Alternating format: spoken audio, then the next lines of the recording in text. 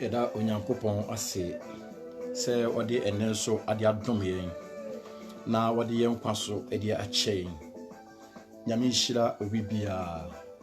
Yɛda Onyankopɔn ase biem sɛ wabɔ yɛne yɛn busua nyinaa ho ban na wakata yɛne yɛn busua ne yɛayɔnkofoɔ nyinaa so. Onyame ma n'asomdwie aba me ne omienu nyinaa yɛn so.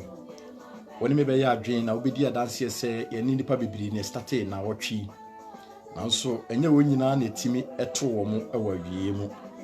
na me no miere die Onyame ahwe yen so waka ye ho wabɔ ye ho ban ede na kɔ ede na beduru asomdwe ma na esese me no mie no ye de asedane ayeye ede ma ye Nyankopɔn ene so ye da foforo Nyame nhyira obi bia se ene nso onya wo bre na wo besei anase onya wo bre ede ma unua kuma Prince Boatin Onyame enhia. Last week me no me no yesua adesua bi say the day of the Lord. Menim say Nyankopɔn eboa wo. Na uye enhyira ewo mu. Onyame enka ho. Ene so me no me no ye be che Onyankopɔn asem amato ne din say repentance adwen sachira. Adwen sachira. Amen. Adwen sachira. Ye mompaye. Yeda wase Onyame nokwafo ena anwere so yede animonyam hyene aseda ema udin sɛ Awurade wadi hene ɛwɔ yabrabo mu yeda wase sɛ de obonefo no susu ye hyehyɛ ye nyina na papa wamba na ba mu sɛ de wasɛm si papa wuyifo no ye ba sɛ obewia no wakum na wasɛe na ɔde ɔba sɛ obeye ne yie Awurade yeda wase sɛ wama ye nya nkwa na wama ye nya ne mmoroso animonyam enka udin aseda enka udin afei gye atiefo akoma no wɔ adwen nyina ɛde hyɛ wo nsa yɛsrɛ sɛ Awurade bɛbɔ awura adwen ne akoma nyina mu na Awurade wama wo mante ase ye nya wo nsemu ahoɔden ne yɛtimi de abɔ yɛn bra na ahyɛ wo Kristo no animonyam ɛwɔ Yesu Kristo dim mu amen. Nyame nhyira obi bia me no bi no yɛ kasafa adwen sachira ho adwen sachira ansa na mekɔma asɛm so no abrantie mmerantie miɛnsa bi esi so ana ɔmo yɛ ayɔnko bi pa ayɔnkofa ɔmo ayɔnkofa na emu ɔden na nipa biara nyɛ den entimi ntete ɔmo ayɔnkofa no mu uhunu kwa me akofinie uhunu kofi akwadwonie na omo ye miensa na omo do omo ho but emire bi duru ya na abrabo no mu ayeden na mu ayedin e de ama wo mo enti omo ye omo adwen se omo bepe mmoa enti omo ko chinchin ya but omo kwatena ba bia omo di nkomo no sa na papa bi so te wo wate asema na omo yeda na nkomo a omo di no enti obopini emrante miensan e ka kire omo se mema mahu se moni abre se mo peyi di ayeden anya ana mo pese mu diye e wa abrabo mu meboa mo ena omo si omo adwen se de etie bia ene omo ti kura omo de beto because ahokyere a omo maame ana omo papa eyeden efa mu no omo so ntimi mefa saa ahokyere ni mu ene nti omo ne papa ne yeden etu anamon se obeje ana omo age papa ne nsem atom se emwa bia no papa no nyeden emfa emboa wo mo amen. Enti papa ne hye omo enam yensa se saa da ne duru a omo nhia no omo nhia omo wo baabi ampa eda ne duru ye no omo kohia papa yi enti papa ne ye omo adwen se de omo asi omo adwen se omo pe sika no sika na eho hyehyeye nie enti omo kwana na abrante ba akoka se minuanom omo gi omo ye den eka achi ka se nipa ya wo so wo pe boa ye amaye nya sika yi muma yenhwe nipa yi ne tibia ene na braba wo mu ne mpaboa ye hye no krompo na yeden atete saa nipa we so obema ye baabi agina obema ye die ade na ye kodi nachi ebe ya muma yenye den yensan na yentena yehia nyina yentena yehia mu na wonim se ebre bi nyame be pegya ne nsa otu ni nuamofo ni nuamo ye den esi o madwen se bre o mo kɔ no ɛhɔ na obekɔ na papa ne hu se aden na omugina obi so se aden na omo bisa nse anamon ben na kwan ben no mbefa so a omo benya sika no na pan so sika ne de ne hia ne se mede mu koduru a ye be kire mu akwankyere no ye wia na sika ne ba na mo de nantwie abeda ase nti mmofra na ni ye den agye ye se omo betu anamon na omo akwaji sika no na emu ba ko ne de e ka se da bi nipa ono ye se obetimi aboa omo ama omo nya sika no ne tibia ne yobia enkyere se sika ade papi betimi ayeden afiri ne nchen aba nti won ye san na chi ye den ekoye de bentia wasachira na adwen wasesa ne ho because tibia na oko wura mu no won se tibia no nyeden emboa no ana futu papa na ede ma omo no emmoa woni na yonkofo no nti wakasa kire na yonkofo but na yonkofo na nyeden anti nti wasan na chi sei e na adwen sachirate emra me no ye ne ye bone ana ye nam bone mu no ye nyina ye ne ye den ehwe owuo mu ye ko owuo mu se the bible se okwan bi wo ha etene e wo nipa ni so na na wie ye den eye owuo akwan abrante ne hu se bere omo ko no eye owuo akwan owuo akwantuo e na ye den eda omonim enti woni hu ye na wo ye den osan na chi enti ena anwume se me no ye no se yeso ye be hu se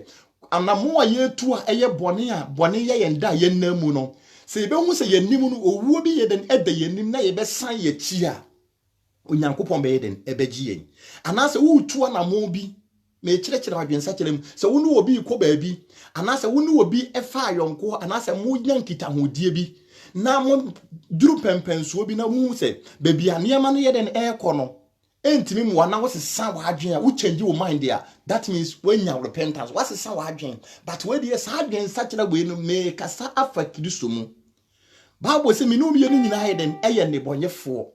na emu papa bi yeden de ne nkwane ne kra heden ebeto ho ede ma me no bi no ama me no bi no yeden yenya fa hodie enti ne onyame etu me no bi no fu say yensa yes sign feeding na namfofo na chi when no man yeden anko wo hwe ne namfofo no damienu damiensa nannan eko wante ne namfofo ne nka biem akire wote ye no na omo de mofra no funu abegu monten so se nkora no omo ayeden omo kana afiro nsa won se de owuo sitie won se de bonsam akwan sitie abrante ne hu se papa na oso wo bo omo no ne hu yo bia mpo nyeden emfata sikani na nabrabo nkire se obetimi am anepa bi betimi ayeden afiri ne nchen ayeden aba ye twitwi ya adwe yesu se bonsam ni ade papa bi nyeden emma obebi sa se no wo bonsam da because se de wo de papa na bra botantan de ye mfanto ho ye hu bonsam da na emom ye hu bonsam turu ni nnwuma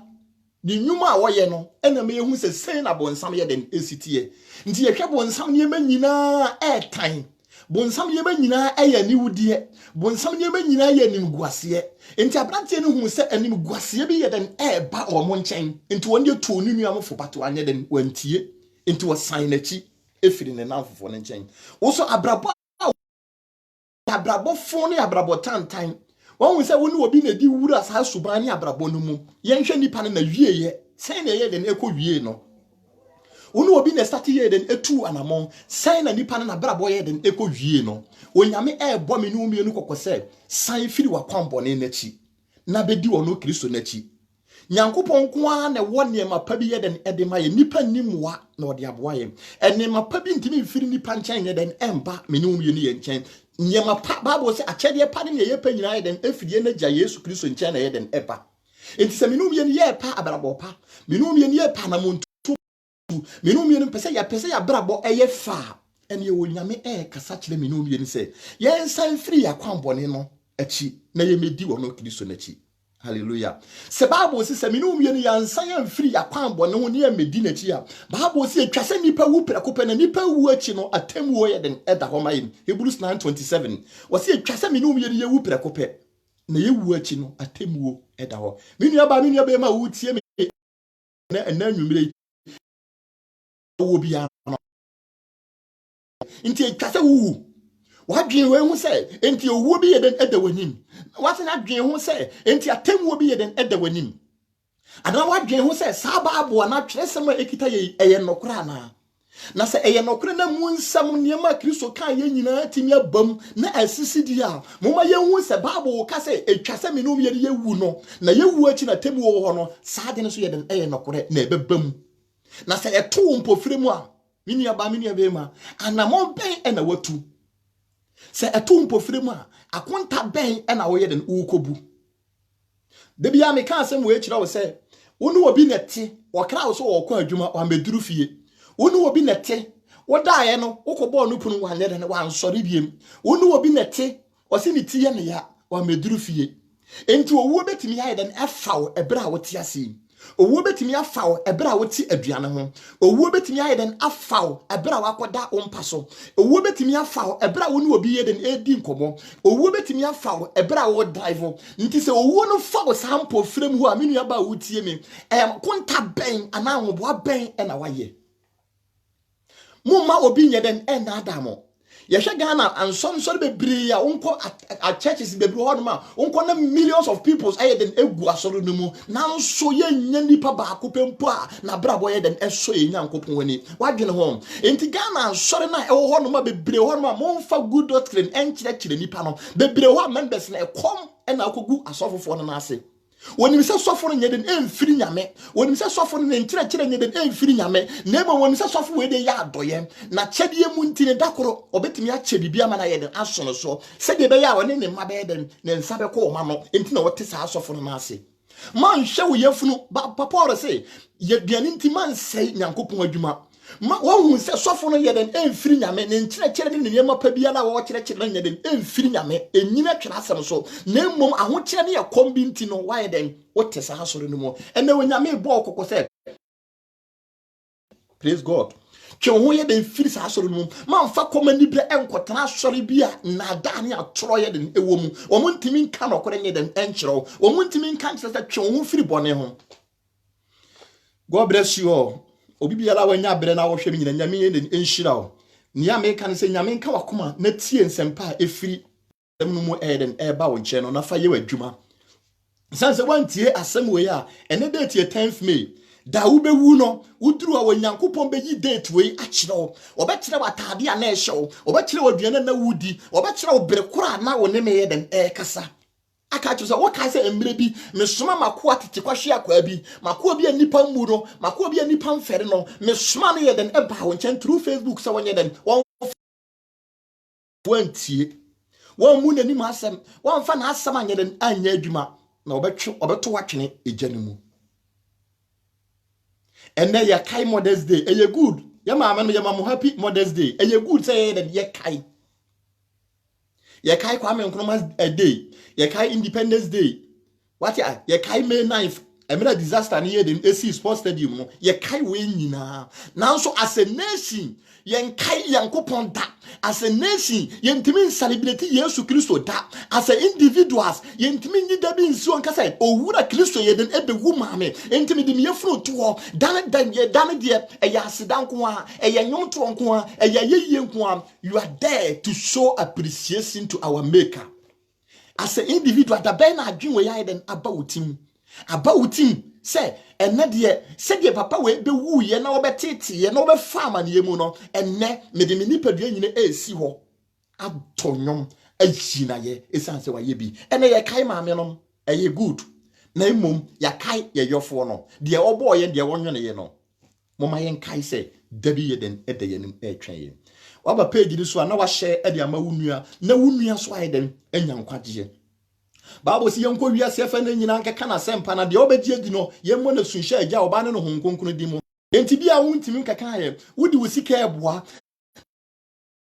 eboa na se wo share page na obi su enya nkwaje no wo so he na wonyankopon be den ebe kai wo amen mpacho ye bia etwira sem no akọ Chronicles 2 Chronicles chapter 7 the verse number 14 twi no bresu sem nwoma etire nson Imu dum 2 Chronicles chapter 7 verse 14. 2 Chronicles chapter 7 verse 14. Mpacho mume intie onyankopon asem. Wose na se memman a wabɔ me din wo won so no bre won ho ase. Na obɔ mpaye na wohwehwɛ manim. Na wasan firi won akwa abone so a menso me firi soro na me de won masa won yade. Praise God. Praise God. Wasi se memman ya mabɔ wo mu din afrɛ wo. Memanya menwene wo na minya bre me fa the whole day. Bible said dakoro ye onyankopon ani so mfi apem na mfi apem so ye nani so dakoro. Nti that means say onyankopon the 1,000 years and the bo nipa. Wonya bre edi ma nipa enwunu nipa ehun se me de ade we tua nipa ha ya ebeye nsa nipa betimi de sansa we dia eden edi aye adwuma me de ade we so nipa mu a nipa be hunu ade enti nyankopon bre ye enwunu nipa nyankopon the 1,000 years edi bo nipa enti na wo se me manya mabo ndi ayeden afrom no be bre wo mo ase na wasan afiri wan akwambone ho a mini aba wutie me na nwumre Bible se wo be bre wo ho ase na wagye asempa we atom se wo be bre wo ho ase na waso asempa we mu se wo be bre wo ho ase na wa ma asem we aye wa braba wo so wo bompa ya obetie wo manye wadwe so odibonyani a wote wo boni mu aye bo kokwa wuntie wo bompa ye nyankopon nti nyame ntie wo da biara da Bible se me awurade no me kire odibonyani empire bo nti se wo ye odibonyani na wo bompa ya manye wadwe se wo mpaye na ye den aduro nyankopon nim na mmom agidi fo mpaye bo bi na ye den ekita wo mu ene wo nyame etumi no mu ye nifo Second Chronicles wo se me no mu ye ne be bre ye ho ase na ya say free ya kwambone ho a ahobrase ya mi say wo to nsa afre Kristo wo ma Kristo ayedem abetena abrabo no mu wo ma Kristo abedi abrabo no so esa se Kristo ba abrabo no mu a ebeyi ahomaso mu se Kristo ba abrabo no mu a obeyi minimini yeden efiri mu se Kristo ba abrabo no mu a o ma wo bra wo ase manyanka ofo ni nyisia na wo bra wo ase ma moburuhunfo enti nye Kristo se me no bi ni se ye be bre ye ho ase na ya gina nim asem atuma se me no bi ni ye be bre ye ho ase na ya so na asem pani mu a se me no bi ni ye be bre ye ho ase na ya gina nim asem atuma oso ba be sa me no bi ni yade me no bi ni ye be bompa ye na ono Kristo no be den obetie won se wo bompa ye so many years no wa hwe onyankopon anim onyankopon ompa bo nye den eniri onyame anim wa hadwen se bayifo bi na ye den eyo check your life, check your kumomu, na check your dream mu say. Eniema ben na ekoso, eniema ben na Kristo aka ho asem a wo sore wodi wani masem ye den solitaire wo Nyankopon asem. Second Chronicles 8:24. Was say me no wie woni e be bre ye ho ase a, afa wo betie me no wie no, wo be sa me no wie no yade. Yade bi da wo so. Amane bi da wo so. Ukọ wani ma enye nipa cancer mfo kire nipa ka no mensam kire nipa egu wani ma se mama ni mbu obam ene Chronicles 8:24 se me no bi ye be sia firi yakwan bone ho na me no bi ye be bre ye ho ase ma nanim asem a sister yade ne enka wo so esa wo no ma yiwani Bible se me asafro de oboni nya den entra masafo mu enti se wote asem na wotu asem no wana mo a boni ni be firi oni padie mu esan se Bible se Hana ti wo Nyankopon asem no eda ne wankofie opuni nkoto dwe ko nani bompa ye ka kire Nyankopon se awurade hunu me bobo na Bible se me na asofo Elia ba ne nche obisan se oba di bonyani nsabuni enkosi da ben na wobegya ensanom o se enye nsa bi na ma no ewura de mum awerɛho ahyɛ me so me hwie makoma so bisade na edi agu awurade anim na onyame diifo ne de ne nsa to no so ka kyerɛ ne sɛ sɛdeɛ wugidie ɛteɛ no ɛnyɛ saa ma wo ɛnɛ sɛ wobɛnya gidie na waso asɛm wam na woma asɛm na yɛ wabraba a ɔhaw ne amanneɛ bi ɛda wo so atete ne nkodaa na bi ɛda wo so no onyame bɛyi saa asɛm na yɛ adesoɔ na yɛ den afiri wo so mama wabamu onyame hia wadwen sakyram esa sa futuo we na wodi to ni ma Israel afutuo we na wodi to mi no bi ni se mi no bi ni e be se afiri akwan bo no ho ne yasan abanachi a ya bedi na chi a ye be ka de niam pa wo ye yem ye be ka se de wosi kura ye maame yem na mi no bi ni ye nsuo na ye be dare moja e de to ye na yem e develop ye e be ye nipa ye maame ko ye maame ba 9 good months na me no me ni edaniyem ni nyina na papa na ho odin bi akita maame ni mo ni nyina mu na papa no ni tumi ni na basa bi yedem hwa wo so wonim se wo basa so eso abeye ni nwuma pa wonim se wo basa so eso e de wa brabo abehye na ni monyam onse na wo de wa brabo aye adwamanbo wo de wa brabo aye adwamanbo wo de wa brabo aye atrosem wo de wa brabo aye nitan wo de wa brabo aye kohwisem abrabo bone ena wode wa brabo ayeden eye enti dia wohwefo enye wo wode ba asase se be ye we na wode hye na nimonyam anamo we na wutu ede ada nase inia san wachi San wachi me no be bia me ka asem cho say wo ye dote bre wo ho ase se de wo se me man be bre wo ho ase a wo ye dote bre wo ho ase ma Kristo bre wo ho ase ma Nyankopon anim asem dote gi ahantan ye den efiri wo mu gi ahantan firi wo mu wo di nwi akata wo tisu ntu wo mu nipa bia eye na watu wege no wo di makeup atwitwi wanim enti wanim masabasa bia ye no wo di ajata ne ma na ye akata wanim enti wo mu nipa bia wo mferi nipa bia Onyame kasa kyerɛ sɛ brɛ wo ho ase. Brɛ wo ho ase. Amen. Ye ko First John chapter 1. O ha na wa share page ni na wo twere verses ni sɛ wobenya brɛ na wo so wako over na wasua na Nyankopɔn bɛdom wo na waboa wo na wahyira wo bebre. Amen. First John chapter 1 verse 9. First John chapter 1 verse 9. First John chapter 1 verse 9. Yemientie Onyankopon animasem. Wase se ye kase wo ye no kwafo ne tinini se wode ye mbone ebefiri yem na wate ye ho afiri dia entini nyina ho. Amen. Wase minu bie ni se ye ka ye mbone e kire na se minu bie no enanwumire se ye bebu nkotodwe de egu ye Nyankopon anim na ye pagya ye nsa ka kire ye Nyankopon se Awurade hunu me nsabo ni mobo hunu adwamamofo yi bobo hunu me dibonye ni mobo oso onyu Awurade ne obetie me ne omienu wase na wodi ye mbone be den ebeche me ne omienu man hwe bebia bone di waheden akoduru man hwe bebia bone di waheden akopem man hwe bebia bone ede wo yeden eko wase se me ne omienu se ye ka ye mbone e kira wo ye nokwafo ne tinini ni se wodi ye mbone be yeden ebeche Onyankopon empe wodi bonya ni wuo Onyankopon empe wodi bonya ni seye Onyankopon ansiesie bronsam gem amfa mane doma nipa wodi 1000 years enyono yen Onyame ansiesie sa bia na nyeden amfa ma yen enti wase se me ne omienu ye ka ye mbone a se na nyire ye be pamu ne ya ka ye mbone a Onyankopon di ye mbone be yeden ebeche me ne omienu na Onyame be ye ya wa atu Onyame be frɛ ye nsa ne ba no yen Minim boni a wutim aya adeso a wuntimi yeden ende wo ho Nyankopon yeden emfa nchew enanwumre wo Nyankopon eto minum ye refu se minum ye ne be firi akoma mu ne ye firi adwen mu ne ya pamu akase Awurade hunu me dibonye ni mobo a Onyame be hunu wo mobo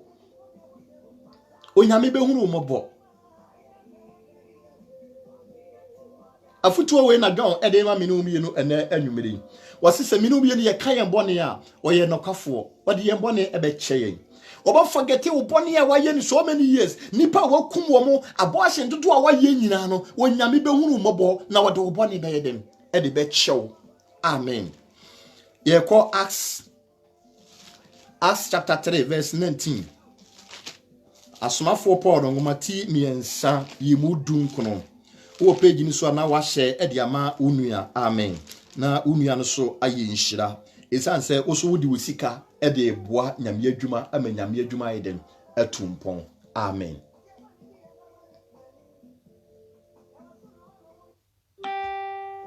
Anintino share page no na fama unua. Amen. Acts chapter 3 verse number 19. Wase enti mon sachira mo adwen na mo nane mo ho na wapepa mo bone. Amen. Enti Onyankopon enam Paul so etu me no mierufu enanwumire se enti me no mie no yenge de yen sachira ya adwen na ye nane ye ho nyeden emfiri ye bone ho me no mie yen sachira ya adwen ti o se utu anamon akoba bi se de begin midi ye me ye illustration ye den e kire wo no na bibi aba utim se me ntu sa anamon ni bi na wasachira wosan wachi no wasachira wadwen enti wase Yesu ye nane ye ho emra me no bi ya sachira ya adwen awie se bone no mi ndi biem no wase afa dan wo ho turn back sisa wo ho position na wudina na ye adebonyefo agina mu no afa yi wadwen se wonye de wontu sa anamon bi dan wo ho sisa wo ho firi sa kwan bone no ho sisa wo ho ye de efiri sa kwan bone ho yen sisa ya adwen Yensisa ya adwen. Amen. Wase yen sachira ya adwen. na yen nane ye ho na Kristo na ye den apepa menum ye ni yen bone enti anwumire se menum ye ni ye benu ye ho wo yen bone ho a ye benu ye ho wo bone a menum ye ni ye timu a na ya dane ye ho afiri ya kwan bone ho a Bible si Kristo ne bepepa menum ye ni yen bone. Amen. Said you look at Proverbs chapter 28. Proverbs 28:13. Mebu semtre aduonu wotwe yimu dumiensa wose dia wakata ne mra to so no onye promprom na dia oka na wogyae no obehu no mopo wose me no mienu sede Paul atwerema Acts and anasomafo no tiremiensa yimu adunkuno no wose se me no mienu ye ka ye mbone a na ye dane ye ho a what you say onyame be pa bone na Proverbs sisi dua ma menum ye na hu se menum ye no yampa mu na yanka ye bone ankyere ono Kristo ha Bible se menum ye ye nye from ye nye from na mom se menum ye ye pa mu na ye ka se awurade hunu me di bonya ni mo ba wo be ma ye se dua esi asubonten ho eso na aba e woni biri mu nyankopon de wo betoto abe ho esa se ye nim mfaso dia e wo abe so abe yetimi nya abe nkwan wo mu yenya ne ngu wo mu yenya na duane wo mu yenya paaye wo mu afa ye hwa ade bia eye soronko e wo abe ho ne papa no ana ne bre na e wo ho no wo bon se nkasa bi ye den e wo ho eye bamba ode bone ho pan onyame be mo wa ye se abe obebo wo ho pan na ade bone bia na ntimi nye den e ma wo so enti Bible say menum ye ni se yankata ye bone so ne ye paamu ne ye ka kire nyankopon a obama menum ye ni ye se from bone ben ena wodi asie wakomomu bone ben ena wodi adi wonua anyinsanyi go sai na wayi ene wo nyankopon etumi no muyenfo wo se dia wakata ne mraton so no dia wanka ne bone no nsani pa no wonko wanim wa abrabomu da wontimi ntumpon wa abrabomu da nemo onu a waka na wonu wo ho se awurade hunu me di bonyani mo na wonsan ko ne bone hu biemu no menum ye wo se menum ye ye beye from ye beye fe ye beye sa abe ye beye se dua esi asubonten ho na eso na aba e woni birimu menu ya ba wo be so aba e woni birimu nipa be nya mfaso dia iden afiri wo so menu ya be ma wutie me wo be ye se abe wo be ye se dua esi asubonten ho na wo so be ba mfaso e dia ma wonu anom wo so be ba mfaso e dia ma wabusua. The only thing is say menum ye ne beda na afiri akwan bone ho a sei na onyankopon ayen sei na onyankopon de yen atoto mama wabamumu mama baby abone di wakoduru no manye wadwen se wodi nyame wi afiri o wodi nyame ntimi mfa wo bone nche wo bone wadi ni so eni tu na wonyame asoma de me aba wo nche na anwubire sei se menum ye no se wo be pamu a de onyankopon ehwe ne se wo be pamu no waka kire onyankopon se awurade hunu me di bonye di mobo. Amen. Matthew chapter 3 verse number 8. Ubetimi atwere verses no ukoduru fia na wasua eniye. Amen. Matthew chapter 3 verse 8. Matthew chapter 3 verse 8. Wase eniye monso aba efata adwen sachira. Amen. Tio Proverbs ne say wase dia wo kata ne mra ton so no wonye from won ko na nimu abrabomu enti wase dia wo paamu na wo kana wo gyae no sa nipa ne be koso wo abrabomu tio ena Matthew ka tell me no me ni say sa fa yetimi paamu ne aka say awurade hunu me di bonya ni mo bo na awurade di acha wo dia afa wase ne so adwen sachira aba. Praise God. Unyante masiye. What is dia wakata ne mraton so no wonye from. Na mom dia wo paamu na waka na wo gya no. Sa nipa no wo be ye from. Afi wo se, sa afi wo paamu na waka kire Onyankopon se wo hunu mobo na wo dia kya wo dia. Afi wo se ne so adwen satraba. Adwen satraba ne de odo ayemuye abogikire. Entiti bia bia na wo wo first no. Suba bia na wo wo first no. Wonne se wanu wo se wasatra wa adwen dia. Enye manipa nyina hunu abana ajamireti wo wumu no abana aso wo wumu no manipa nyina hunu sahaba no wo anaka wo pentokwa pa ene obi kawa waye din abrantie we pa sister we pa na wakana wantimi amie na no anye wo no ababi eso e wo wumu. Amen. Ababi yeden so mu ababi yeden ye adwuma wo mu ni pastor ti di wo hu adanse ye adwen sachira ba Kristo ka ho asem no afei abetena wo mu wo first na obi sika da hopa wani poso na wo de ko Enedie se wo adwensatra ba no ba wo mu a wo bo se sika ne da ho na wa ye wanim se okra wo hye no te se wo bu na ne tie wo fa sika ne nya hwe ye de boni be sum fidie wo ba abrabo be ye se okra wo be bu na ne tie wasi yen so adwensatra ba yen so adwensatra ba said Matthew chapter 25 verse 30 no wasi emra wo de talent den ede ma nkrofo miensa no ba ko die se awurade mi dem suro wo wura entime de ba ko ne be yeden mi ko tutu fam ade hye fam se oba me de wa de be yeden ebemba wo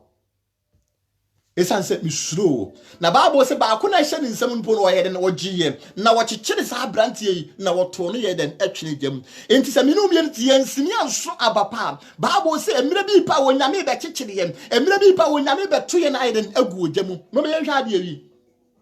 a Christopher yentimi enso aba eniti na nna Matthew anase Christo anim asem e ka kire minum ye ni se minum ye ni enso adwensa kire aba hwade wo de amangu dua ba ko ene kosi hwio amangu ni timi so moho thousands fruit na nipa anya mfaso ayi den afiri so wo di mako ba ko ene ko hye fam mako ni timi so more than thousands anase hundreds wo di aburo betin ba ko na ye den ekɔ hye fam aburo no be jaminati e be fifiri aba na oba enye ono nkwa na ebe wo de beti mienu eden ewa ne ho na emo wo hwe na aburo no ho a wonya aburo bebre die bentia saa nuaba wo anyina hu nse ni wura na wo de na hye fam no obeton no esese wonya sika eden efiri ni mu ni wonim se ni wura na wo de na be hye fam no wo pemfasodie bi yeden ewo no so eniti na wo de aburo ba ko yeden ehye fam wonim se ni wura no pemfasodie awo no so eniti na wo de nyaado ba ko yeden ehye fam enti wa manya ado na wo ba ko pe na wo de ehye fam no o se ono nko anye de emma na emu obeso aba bebire ama ni wura na yeden anya mfaso ni wura na ton bi na wanya sika yeden afiri mu ni wura ni be dibi na osande bi yeden ache on se nezidie enti nyankopon tirimu pa wode bo nuaba nyankopon tirimu pa wode bo ba yire ne saale mani nyina no saale mani nyina wode ko hye a na ono hunu se esemfa so de eba so ma okuani no na se wode aburo no ko hye fam na se aburo no a wode hye fam enya no nko na wutwa wunya de a na wunya mfa so de wo so de a enie nyankopon ka kire me no no se de Matthew chapter 3 verse 8 na ka kire me no se yenso adwensa kire aba no mumma emfaso de nye den emra me no mu yedi enso on say ezitie wodi nya do ba ko ne kwose famo eso ye no eso more than 50 aso aba se ni wura ne benya sika ye den afiri mu ni wura ne benya aduana ye den adi na odi bi ache wasachara wa adwen so many years ni bisa ho say nipa dodo sen e na watimi alidi wo mode ba onyankopon chen wasachara wa adwen bisa ho say nipa ben na watimi asesa wo na adwen wasachara wa adwen wonko a wopɛ wonko a wodie wopɛ wonko a woyedie wonnwene nipa ho wonnwene wo ma maka ho aburo na yede ko hye fam ana mangudua yede ko hye fam no wodwene ni wura no ho wodwene amanfo mo wo oman ni mu se ekom beba ahokyere beba enti se wansom ho na wosom ba akopa ni wura de hye fam na ni wura enye sika bi nyeden emfiri mu ekom be kunipa enti amango no yeden esom ho sebeya minu ye ni beden ye benya bi adi sebeya ni wura no beden ebenya mfaso ayeden afiri mu wo ababen na waso ababen na watimi aso ye nya mfaso de bi anya den emfiri mu nti da bible se wonna wantimi anso adwensa kira ba no ebre bi pa obeto omo nyina den akogu ogani mu enti se me no wie ni se yesi ya sakira ya adwen a ye masa su no ne abrabo ne nyeden endadi ewoye mu mumma nipa hunu ya jo aye den ya jo mumma ye hunu nipa hunu sede aye den yesi atie ewo abrabo mu amango no eso ba mfaso ema ni wura aburo na yede ko hye fam no eso ba mfaso enye ni wura no ko a na ema eso ba mfaso ma the whole nations ni nyina ema mfaso yeden eba so ebi so ebi aso so enti wo sakira wa adwen no mfaso de no nipa ben nipa dodo sen e na omonya mfaso ewo so asem sebe amen ye ko odifo Joel nwoma no ti mienu Joel chapter 2 verse 13 Joel chapter 2 verse 13 Odifo Joel nwoma ti mienu yimu du miensa amen wose munsunsun makoma mu na enye matade mu na monsane mra awurade nyankopon enchen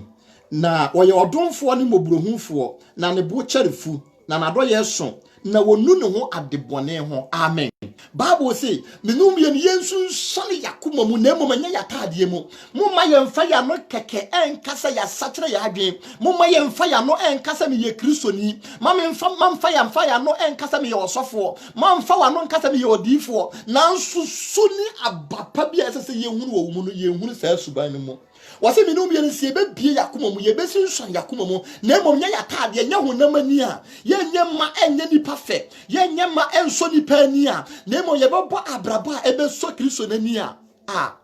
onyame se yɛ nani yɛ den eku yɛ ho Bible say ɔmpɛ wɔde bonyani wuo ti sɛ minum yɛ yɛadwen nsakyera onyame to minum yɛ fo sɛ ɔpɛ minum yɛ yɛadwen nsakyera Bible say ɛnɛ anyimne sɛ wote meni a mampiri mu akoma esan sɛ onyame asoma me sɛ memfa ne nsɛmra na duafoɔ memfa ne nsɛmra mpɔkyerɛfoɔ memfa ne nsɛmra ɔmo a obibi aha ɔmo mobrohunfo ɔmo a wɔba mabu ɔmo ade bɔne akyekyere ɔmo adwen ayɛ sɛ nyankopɔn wi afiri ɔmo no ɛnɛ onyame kasa kyerɛ minum yɛ no sɛ minum yɛ yensu nsɔne yakoma mu yɛmfiri yakoma mu nyane yɛnka nkyerɛ awurade sɛ awurade hunu me di bonyani yi mɔbɔ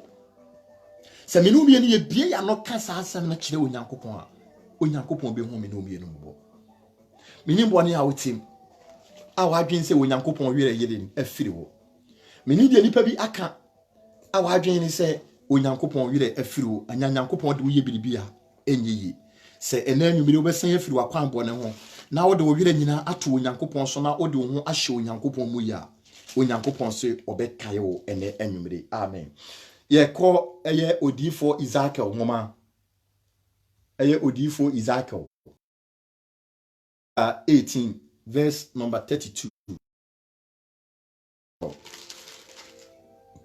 18 verse pache nti onyankopɔn asɛm wɔse na minya dia wɔle wuo no ho anigye awurade nyankopɔn asɛm nie enti mo nsane na mo menya nkwa tieni yo wɔse na minya dia wɔle wuo no ho anigye awurade nyankopɔn asɛm nie enti mo nsane na mo menya nkwa amen Bible say nipa a wowu nipa a wɔkɔ amaniye mu nipa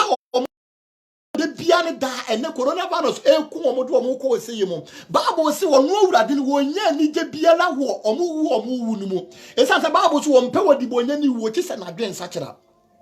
enti wose wonya ni je bia la firi nipa wo wu enipa omo kra ekwa amene mu no wose wonya ni je bia la nyeden emfiri omu enye se na Nyankopɔn ebo nipa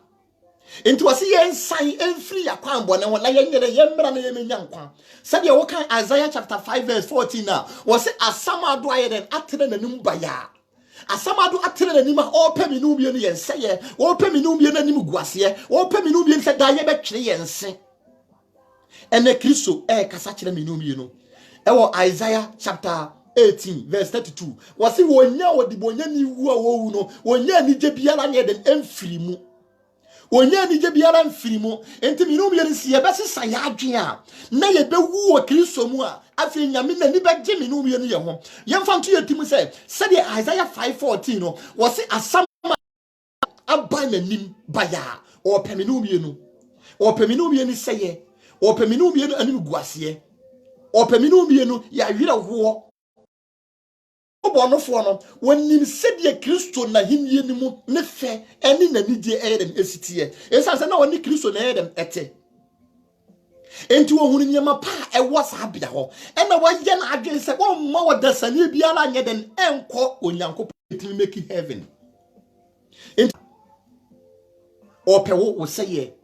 opewo di bonya ni wuo enti yensesa ya adwen wose wonyankopɔn etwo na mmom wonya ni gye biara nyeden emfiri minum ye no yewu a yewu no mu yenuanom ye wofamo ye bramo ye yonkofo a omuwu no onyankopɔn so wonya ni gye biara nyeden emfiri omuwu no mu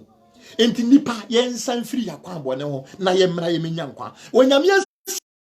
yeden edaminum ye ni anim wonyame asiesie ne mapa bi yeden edaminum ye ni anim enti se minum ye ni ye besa ye firi yakwan bo no ne ya ba Kristo nten ya minum ye no enkwa ene animonyama wonyankopɔn ahyehye de ato minum ye ni ho no minum ye no ye nsabe yeden ebeka praise God yema onyankopɔn enya ni gie ewo ya brabom Enti, o kan Psalm 38 ya, verse 18 na, David can say me say, na me kai me mfonso ne me bone a ma yenti a na ne wira ayeden aho. David you know, Nyankopon adi ni gina bia papa bi. David emu nyame ani mu asem na wo kofa obi yire no. Afa David sisa wo kai sa bone na, afa na ne wira ayeden aho. Nyankopon wo mpempenso bi ananka wo pese wo de minum ye ne yeden ye kodu. Nanso bone ka ye ni mo nyam so, bone te ya adom so. Respect ya na sen ki yenyan wo nipa ni mu no. Enam bone ntino, sa respect no, eso ye den etie. In your Romans 8 to minum beautiful, Romans 6:23. Was it na bone akatua ani wo. Enti se na wote bone bi ma, ye wadwen se ewuo bi ye den eda wani. Enye owuo normal death ya nyina ye wu no. Na mo owu achi no, owuo foforo bi ye den eda ho a minum ye no ye muda. Bible say minum ye ne be chenchen se nkenchema. Said Malachi chapter 4 no e ka kire last week no. Minum ye no se yamfa ye ho amanyame na yansesa ya adwen a. Owu mpire no bi da ye nimu a, ni nua wontimi engina. Owu bi da ye nimu a, wontimi engina o. Wontimi gina. Sempo usoja na sa wo do nsa somu a, na sade ne hye ne esitie no. Se jare de eswakora. Minum ye no moma yansesa ya adwen. Moma yansesa ya adwen.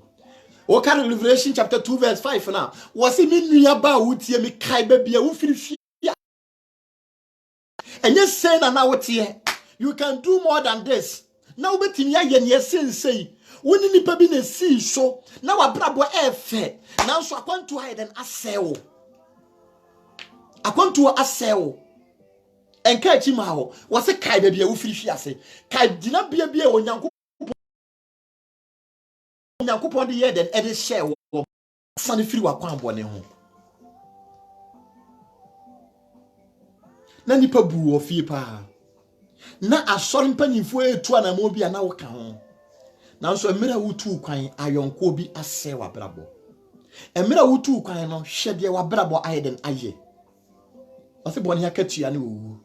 na Onyankopon adom akyede ene dankwa menua sa wo penkwa ena anwumire ya sa wo penkwa ama wo kra sa wo pa home ade ama wo kra ene onyame etu fo sa sesa wadwen san firi wa kwan bone ho na bra Kristo nchen adisem wasi yen kai bebia ye firi hwiase chapter 2 verse 5 na yen kai bebia ye firi hwiase kai se de na wote kai se de Onyankopon na waye wo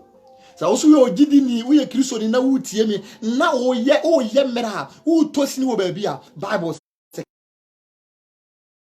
said you say asama do aba na nimu ba ya no se wo so amfa sa adwen na nhye wutim na wo ma wo Kristo suro wo ma wo sofo a wo ye no edada wa wani mra wo so na wo da hwiase mu wani mra wo so na ba bia Onyankopon siesie dia ma de bonyefo no na wo ho ade ba ko be ya awere wo na be ye wonwan se wo kwa go sia sofo wo bunsam jem na sofo no nipa be bi sa o sofo wo so ba ha bi sofo wo so ba ha bi enye wo na wo piriti no enye wo na wo hya nkom kase no wa brabo amfata enti Onyankopon ye dem atwito wo koto sa ejane mu se minum ye no ye brabo aye bone ye deda ye nyina no se ya brabo enti ye nyina na amfata Kristo na minum ye ni ye ko sa da se ye ni mu a nipa be sere ye nipa be huru ye na nipa be guru ye ho moma ye nsesa ya adwen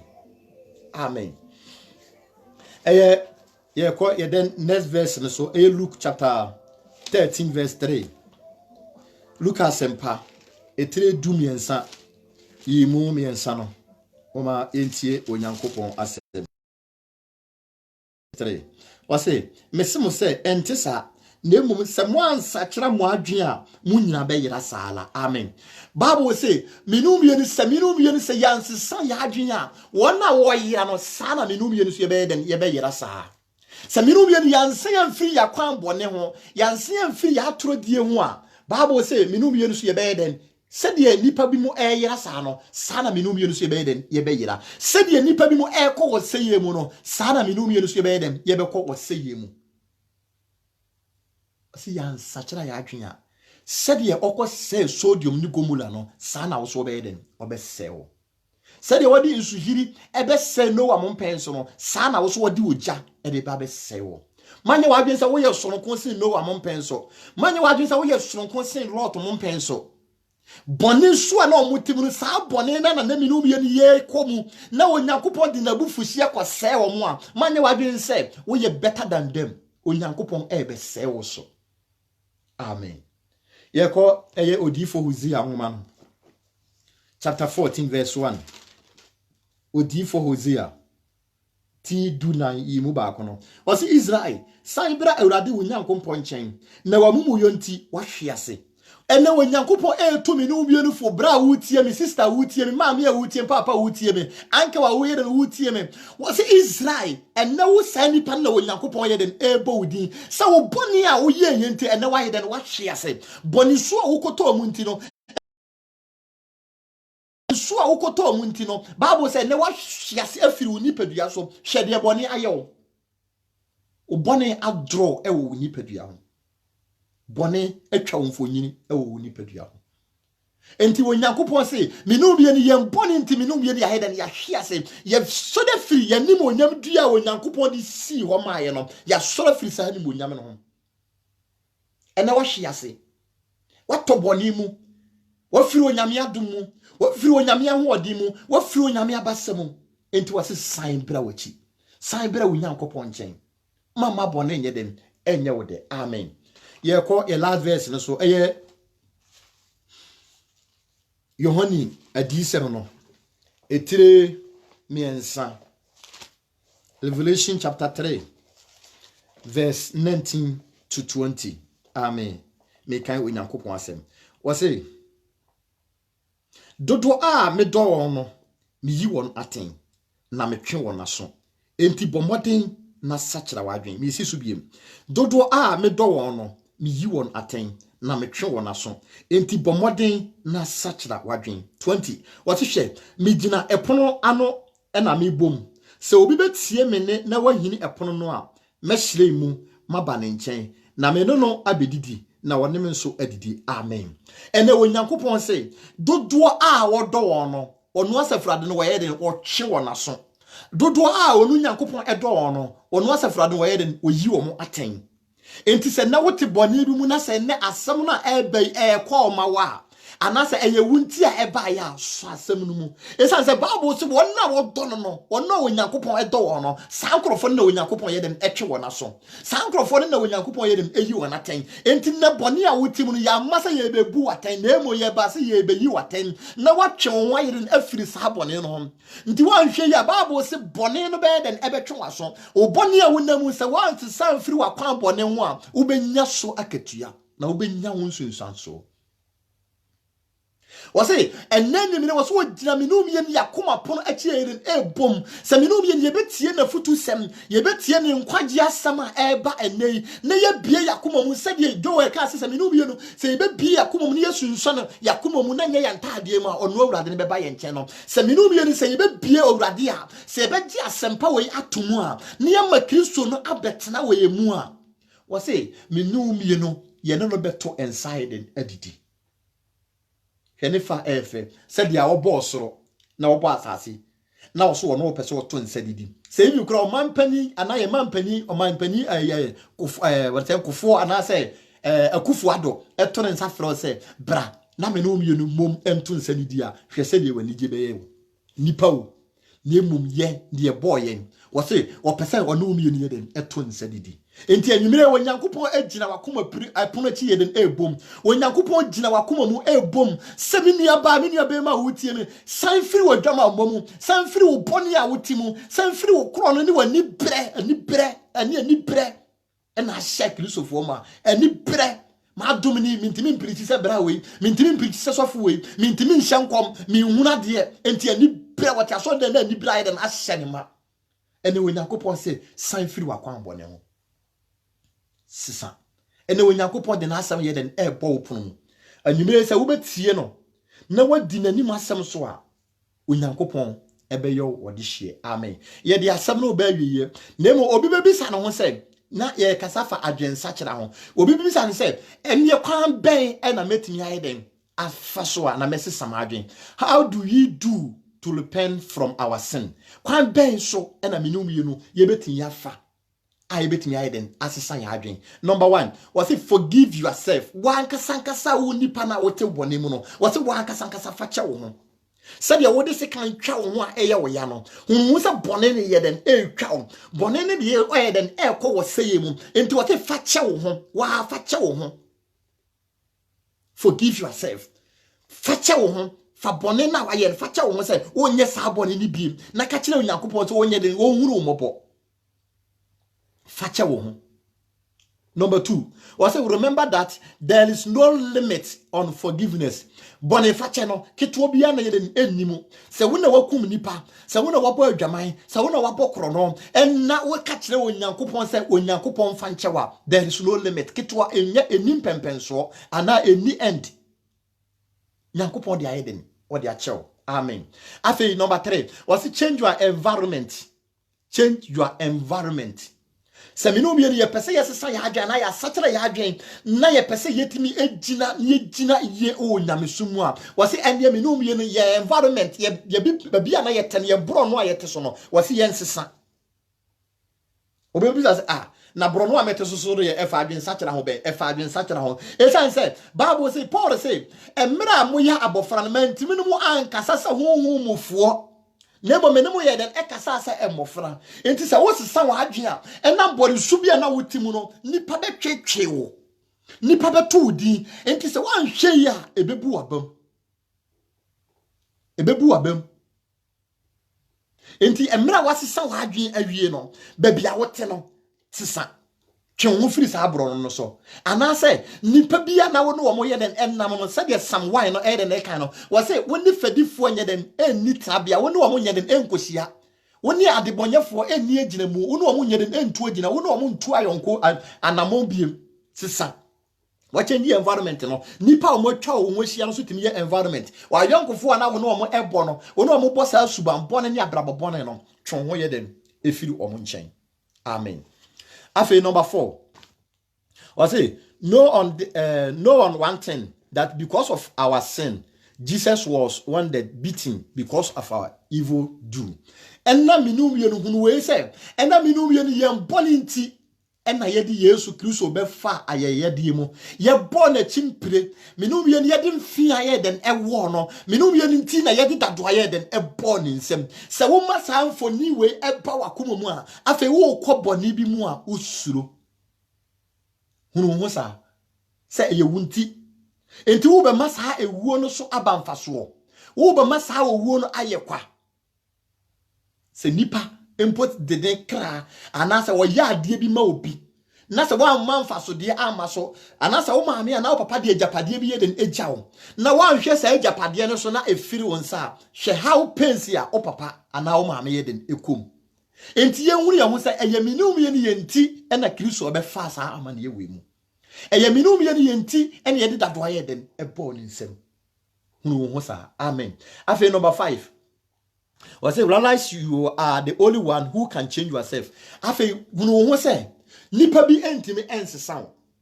Bible so odi nipa bi ape ayeden e dia ma no. Osafo entimi ensesa. Odifo entimi ensesa. Prophet entimi yeden ensesa. Evangelist entimi ensesa. Teacher entimi ensesa. Nemo obetimi yasesa ebra wa so na asem nti emra na asem eba wo nche no. Wo e na obetimi dia ye adwuma e wo mu ama asem na yeden asesa wa brabo. Nipa bi entimi ensesa wa brabo. Nipa bi entimi change you nipa betimi atufo obekasa akiro na emom se wan so asem no mu amfa asem na anya den anya adwuma asem no ntimi nya impact e wo mu enti nipa bi entimi sesa wo se wo nipa no e na wa wo sesa wo se nipa timi sesa obi a nka ye betimi asesa nipa bi ma brabo ye de brabo be to ha ma obi no na so nipa entimi nya den ensesa wo nipa betimi asesa wo ebra watie nanim asem sofu betimi asesa wo emra wutie ne nkwaje asem sofu betimi ayeden asesa wo emra wutie na futu sem sofu betimi asesa wo emra wugina wonyame asem so akase asem ya sofu preaching eyeminti na wodi ayeden e dia ye adwuma. Apart from that, nipa bi anye den intimacy sound. Said ya kan mamu no, ye pu baby said, ubetimi aforce ponko e de na konsuo ho. Na emo ntimi nya den enforce no se wonye dem wonu nsuo. Nti nipa bi ntimi ensound. Wo nipa no sense saye bi wo ho a, sa adwen sakire bi wo ho a, eye wo e na se wo make sa decision ni se ene adwaman no me the full stop aye den asiso ene ensa no no me the full stop asiso ene atrosem ene anibere no ene me the full stop aye den asiso tragedy no ene me the full stop aye den asiso me mo saa abrabo ni biem akohwibra amanfo kunu ni amanfo yira me ne wo modeda no ene me nye biem eye wo ena obe make sa decision no nipa biara entimi make sa decision nye den emma. Last one, I say afi be humble. Be humble. Se obe bre onwase. Se obe bre onwase. Wase se memma ya mayi wo no. E wo 2 Chronicles 1 chapter 7 verse 14. Wase se memma ya mayi wo no be bre onwase. Na wasan afi won akwan bone ho a. Me asefurade no me ba be sa wo mo yade. Na meti yo mo na me de wo be ba me nchen. Enti se obe ye Kristo ni a ahobrase eyade a ehia se wan bre wo ho ase a Kristo ahinie no wase ahantanfo ntimi nyeden enwura ho wan bre wo ho ase a wontimi enuru pempenso a se Nyankopon de wo ye den eduru yenim se nipa bebre yesi so no nkura bebre wo no ma na omumu ade omo nkwa so ye den etwaye omo nkwa so twaye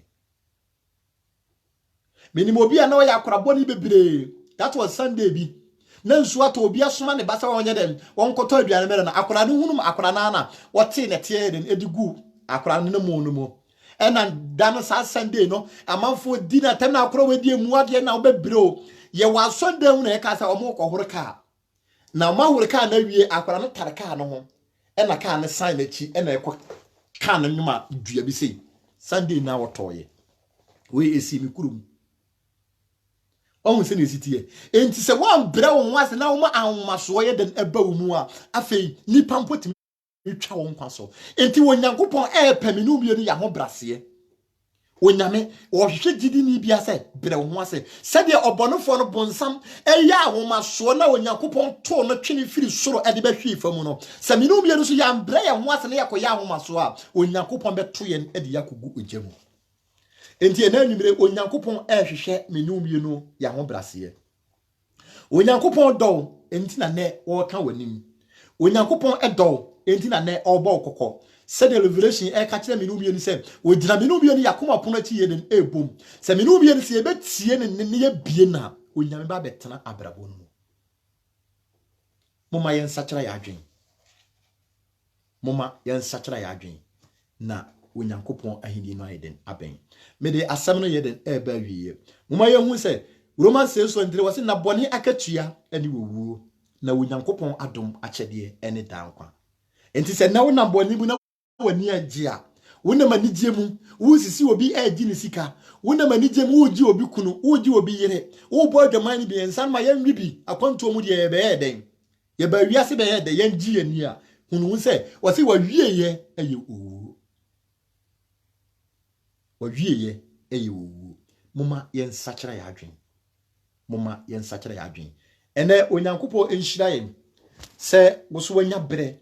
na wanya pepa na watie na waso asem mu na wode eyeden eye adwuma enti di America ne se Bible bo me no mienu kokose yen sakira ya adwen firi ya kwambo ne ho bebi a wabo abrabo na duru bia bebi a watu adamo na duru bia no ene Kristo eyeden efero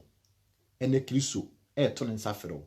se minum yenu yensan firi akwambo ne ho na ye minum yenu nti na wo be wuye minum yenu nti na ye born miremu due mu ye minum yenu nti na wo be fa sa atete we mu